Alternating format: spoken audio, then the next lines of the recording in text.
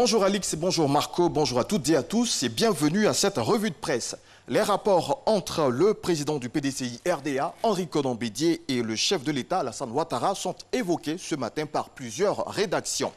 Soutien au RHDP unifié, des barons et hauts cadres du PDCI prennent leurs responsabilités, titre l'expression qui, par la même occasion, croit savoir le contenu de leur déclaration. Le patriote ne dit pas autre chose et ajoute « La rupture avec le RHDP est à exclure à tout prix », reprenant ainsi des propos des auteurs de cette déclaration. Ce sujet fait également la une de l'intelligent d'Abidjan. Des cadres et militants du PDCI appellent à de nouvelles négociations entre Bédié, Ouattara et Mabri. Autre journal, autre sujet à la une, amélioration des conditions de vie des travailleurs. Voici les nouveaux salaires sous Ouattara, titre Le Jour Plus, qui dévoile dans ses colonnes le niveau d'augmentation par secteur d'activité. Ce quotidien nous révèle par ailleurs le contenu de son entretien avec Noël Douré. L'Abissa 2018 et la crise au sein du Burida sont entre autres les sujets évoqués avec le président du conseil de gestion du Palais de la Culture.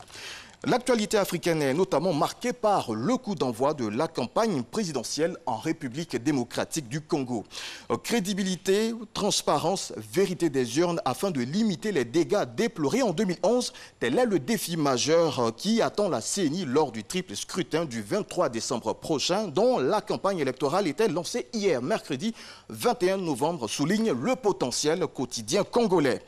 L'enjeu est historique, déclare Le Monde Afrique. Le scrutin qui verra la participation de 21 candidats, poursuit le confrère, devrait permettre une première transmission du pouvoir sans effusion de sang depuis l'indépendance du pays en 1960.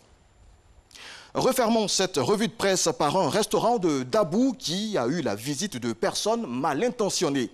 Passées par le toit de l'établissement, elles ont eu accès à la cuisine. Et bien de cette pièce, ces voleurs vont repartir avec une grosse marmite de sauce contenant de la viande de brousse. Et ce n'est pas tout, ces cambrioleurs vont également emporter 2 bouteilles de gaz avec des bouteilles d'alcool frélaté avant de s'évanouir dans la nature. Informée, la police locale a ouvert une enquête des faits qui nous sont relatés par l'Infodrome. Voilà, Alix Marcelin, c'était notre clin d'œil aux différentes rédactions d'ici et d'ailleurs. Merci de l'avoir suivi et à demain. Des voleurs qui sont